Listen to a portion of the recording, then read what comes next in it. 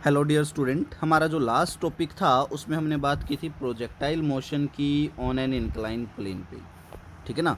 उम्मीद करता हूँ आपको बड़े अच्छे से समझ आ गया होगा। नया कुछ नहीं है, वही गोल्डन रूल्स हैं।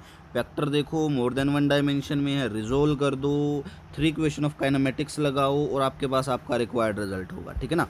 आज हम देखेंगे trajectory of A projectile motion. ठीक है ना। ट्रेजेक्ट्री सबसे पहले समझते हैं ट्रेजेक्ट्री क्या होती है। जो ट्रेजेक्ट्री है it is also known as path followed by projectile. ठीक है ना। यानी कि प्रोजेक्टाइल मोशन के दौरान जो बॉडी हमने फेंकी है उसने जो पाथ फॉलो किया है that is known as trajectory. ठीक है ना। कोई पूछे ट्रेजेक्ट्री आप कह सकते हैं, स्टेटमेंट बना के लिखनी है कॉपी में, तो it is defined as path followed by the projectile या path followed by the projected body during projectile motion. ठीक है ना।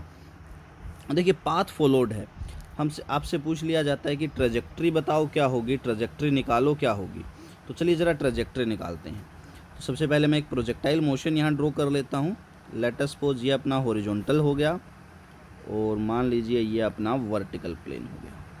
मैंने यहाँ से किसी यू वेलोसिटी के साथ हॉरिजॉन्टल के साथ किसी एंगल थीटा से अपना ऑब्जेक्ट फेंक दिया और आपको पता है अगर ये यू वेलोसिटी के साथ फेंका है तो हमने ये इस तरह से जाएगा, कुछ ये गया गया गया गया गया और ये गया। ठीक है ना। ये प्रोजेक्टाइल मोशन करेगा, ये एक्स है। अब देखो, अब इसने जो ये पाथ फॉलो किया है ये वाला पाथ है। ठीक है ना। ये जो आपको पर्पल से कलर में दिख रहा है ये पाथ जो इसने फॉलो किया है, this path followed is known as trajectory. इसी को हम ट्रेजेक्ट्री बोलते हैं। अब आपसे पूछा जा सकता है इसने किस तरह का पाथ फॉलो किया। भाई स्ट्रेट लाइन पाथ फॉलो किया है, सर्कुलर पाथ फॉलो किया है, पैराबोलिक पाथ फॉलो किया है। हमने ग्राफिकल एनालिसिस देखा था, उसमें इस तरह की चीज़ें देखी थी। तो चलिए ज़रा देखते हैं इसने किस तरह का पाथ फॉलो किया है। अब हमें कुछ नहीं करना, हमें हमारा सबसे पहला काम क्या करना है। अपना सबसे पहला काम होता है अगर आपके पास में motion more than one dimension में है उसके वेक्टर कंपोनेंट रिजॉल्व कर दो। तो एक्स एक्सिस में तो हो गया यू कोस थीटा और वाई एक्सिस में इनिशियल वेलोसिटी क्या हो गई है, यू साइन थीटा। चलो मैं सबसे पहले अलोंग वाई एक्सिस के साथ डील कर लेता हूँ। अब देखो ट्रेजेक्ट्री आपसे किसी भी पॉइंट पर पूछी जा सकती है, ज़रूरी नहीं है कि मैं यहाँ से यहाँ तक पूछूं। मैं आपसे पूछ सकता हूँ लेट अस सपोज इस पॉइंट ए के ऊपर बताओ ट्रेजेक्ट्री क्या है। यहाँ ओरिजिन ओ से लेकर के ए तक की ट्रेजेक्ट्री बताओ। तो let us suppose origin O से ए पर ये किसी टाइम टी में पहुँचा है। ठीक है ना। तो वाई एक्सिस में डिस्प्लेसमेंट क्या होगी, तो आप कहेंगे डिस्प्लेसमेंट हमें पता है s is equals to u t plus half a t square होती है। तो डिस्प्लेसमेंट होगी लेट अस सपोज मान लो ये वाई है, मैक्सिमम हाइट नहीं है ये ध्यान रखना। तो y is equals to velocity along y axis initial into में टाइम टी माइनस में हाफ एक्सेलेरेशन वाई एक्सिस में क्या हो जाएगा जी इंटू में टी स्क्वायर। एक इक्वेशन बन गई। अब मुझे तो वाई निकालना है, मुझे अगर टाइम टी मिल जाए तो काम चल जाए। अब देखो ज़रा हम अपना दूसरा कॉन्सेप्ट लगा देते हैं। दूसरा कॉन्सेप्ट क्या है, सेम टाइम सेम जगह। भाई जितना टाइम इस बॉडी को यहाँ से यहाँ वाई तक आने में लगेगा उतना ही टाइम तो इस बॉडी को यहाँ से ये पॉइंट मान लो कोई एक्स है, इस एक्स तक जाने में लगेगा। दोनों के लिए टाइम तो सेम होगा। ठीक है ना। अगर टाइम दोनों के लिए सेम है तो मैं टाइम एक्स एक्सिस के अलोंग निकाल सकता हूँ। अब मैं यहाँ कह देता हूँ अलोंग एक्स एक्सिस। देखिए एक्स एक्सिस के साथ क्या होगा, आप कहेंगे x is equals to u along x axis into में टी प्लस में half acceleration along x axis into में टी स्क्वायर। अब हमें पता है एक्सेलरेशन अलोंग एक्स एक्सिस तो जीरो है, ग्रेविटी तो सिर्फ वर्टिकली लगती है इस तरह से नीचे की तरफ, हॉरिजॉन्टल डायरेक्शन में तो ग्रेविटी जीरो होती है। तो x is equals to u along x axis कितना आ जाएगा, u कोस थीटा। टाइम हो गया t प्लस में, यहाँ जीरो रखेंगे तो ये जीरो हो जाएगा। मैं यहाँ मेंशन भी कर देता हूँ because acceleration along x axis is equals to zero. कोई नई बात नहीं। ठीक है ना। अब देखो यहाँ से मैं टाइम t अगर निकालूँ तो देखिए मेरे पास में टाइम t क्या बनेगा। तो देखो x is equals to u cos theta into में t है। यहाँ से टाइम t की वैल्यू क्या आ जाएगी, x अपॉन में u कोस थीटा। आ गई है टाइम t की वैल्यू।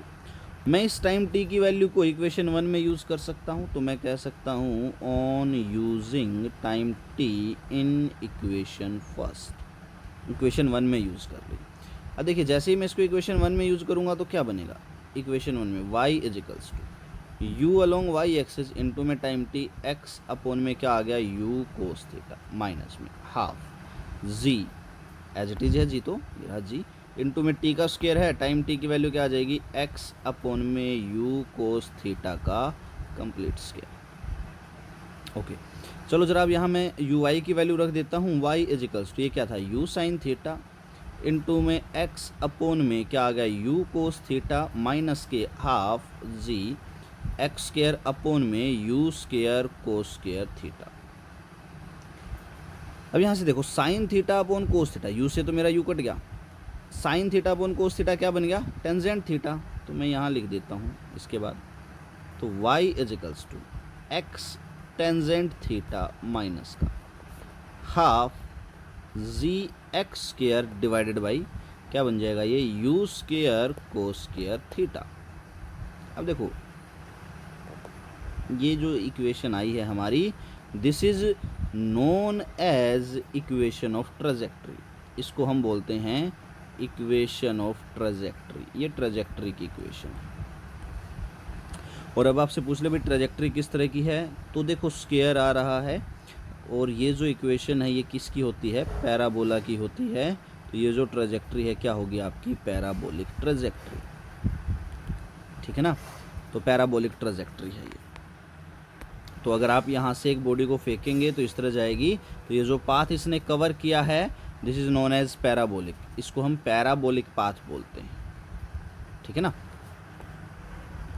तो ये है आपके पास में ट्रेजेक्ट्री, इसकी एक फॉर्म और है, चलो ज़रा इसकी एक फॉर्म और निकाल लेते हैं, आपको पता लग गया बॉडी पैराबोलिक जाएगी, इसकी एक फॉर्म और निकालते हैं। देखो मैं एक बार लिख लेता हूँ, y इज इक्वल्स टू आ गया था x टेंजेंट थीटा माइनस के half g x square upon में u square cos square theta. अब इसकी एक फॉर्म और कैसे है मैं ज़रा ये आपको दिखाता हूँ एक बार मेंशन करके। ओके हम कर लेते हैं, अब यहाँ पर एक बार मैं क्या करता हूँ, इसको साइन इस सेक्शन को सिर्फ साइन थीटा से मल्टीप्लाई कर देता हूँ, साइन थीटा से डिवाइड कर देता हूँ, अभी समझ में भी आ जाएगा क्यों ऐसा किया है। तो ये आ जाएगा देखिए y is equals to x tangent theta minus के, इसको मैं लिख सकता हूँ half of g x square sine theta upon में u square as it is लिख दिया, इस कोस थीटा को अलग कर दिया मैंने, cos theta sine theta into में मैंने लिख दिया कोस थीटा एक बार, क्योंकि कोस थीटा आप कोस स्क्वायर थीटा बन गया। अब देखो y इज इक्वल्स टू बन जाएगा एक्स टेंजेंट थीटा माइनस के half g x square upon में साइन बाई कोस क्या बन जाएगा आपके पास में टेंजेंट थीटा अपॉन में क्या आ जाएगा यू स्क्वायर, और ये बन जाएगा साइन थीटा और ये आ गया कोस थीटा। चलो मैं इस जी को ऊपर से इसके नीचे लिख देता हूँ, ठीक है ना। तो देखिए क्या बनेगा मेरे पास में बन जाएगा y is equals to x tangent theta minus के, यह आ जाएगा x square tangent theta divided by 2 तो है ही नीचे हाफ का, u स्क्वायर है इनटू में क्या है साइन थीटा है कोस थीटा है, देख लो इधर u स्क्वायर है साइन थीटा है कोस थीटा है, और इस जी को इसके नीचे लिया है मैं, ये इसके नीचे आ गया अपॉन में जी। अब अगर तुम इस नीचे वाले सेक्शन को देखो तो आपको ध्यान आ जाएगा कि नीचे वाला सेक्शन मेरा किसी का फॉर्मूला बना रहा है। अब आप दिमाग पे जोर डालेंगे, अगर किसी को याद है वेल एंड गुड, नहीं दिमाग पे जोर डालेंगे फॉर्मूला किस चीज़ का बन रहा है भाई, ये तो फॉर्मूला मेरे पास में किसी और चीज़ का नहीं बल्कि रेंज का बन रहा है, हॉरिजॉन्टल रेंज, क्योंकि r बराबर है 2u square sine theta cos theta upon में जी। एक बार मैं आपको दिखा भी देता हूँ, हॉरिजॉन्टल रेंज का फॉर्मूला है ये आपका, यहाँ पर हमने निकाला होगा, ये रहा 2u square sine theta cos theta upon में जी, रेंज आ गई थी, इसका अलग फॉर्मूला फिर मैंने निकाला था, तो ये तो हॉरिजॉन्टल रेंज का फॉर्मूला, तो मैंने रेंज लिख दिया। अब यहाँ से मैं क्या कॉमन निकाल सकता हूँ, एक्स टेंजेंट थीटा कॉमन निकाल दिया, इसकी जगह बन गया 1 माइनस यहाँ पर क्या बच गया, अकेला x अपॉन में r। दूसरा फॉर्मूला है, बहुत हैंडी है, कई बार जरूरत पड़ सकती है। ठीक है, तो ये है ट्रेजेक्ट्री, ये भी ट्रेजेक्ट्री को आपका रिप्रेजेंट कर रहा है। ठीक है ना, और ये जो पीछे हमने फॉर्मूला निकाला था ये भी ट्रेजेक्ट्री को रिप्रेजेंट, ये मेजर फॉर्मूला है। और ट्रेजेक्ट्री किस तरह की है, पैराबोलिक। इसी के साथ देखिए हमारा जो काइनामेटिक्स है उसके जो मेजर कंसेप्ट बिल्डिंग हैं वो कंप्लीट हो चुके हैं। अब तो हमें सिर्फ इसे अप्लाई करना है। कुछ लोग कई बार काइनामेटिक्स में एक टॉपिक को और इंक्लूड कर देते हैं। मैं आपको बता देता हूं कि सर रिलेटिव प्रोजेक्टाइल नहीं करवाया क्या, तो मैं आपको बता दूं कि रिलेटिव प्रोजेक्टाइल कोई अलग से रामायण महाभारत नहीं है। बस क्या है, हमने दो बॉडीज़ की बात की थी जब एक डायमेंशन में हो, रिलेटिव वेलोसिटी से उसे सोल्व किया था। और रिलेटिव प्रोजेक्टाइल में क्या हो जाएगा, दो body more than one dimension में होंगी और उसको हम रिलेटिव वेलोसिटी के कॉन्सेप्ट से क्या कर लेंगे, सोल्व कर लेंगे। एक दो न्यूमेरिकल जब मैं करवाऊंगा आपको इसके, तो आपके समझ में भी आ जाएगा। ठीक है ना, आज के लिए सिर्फ इतना ही। Thank you, have a great day ahead.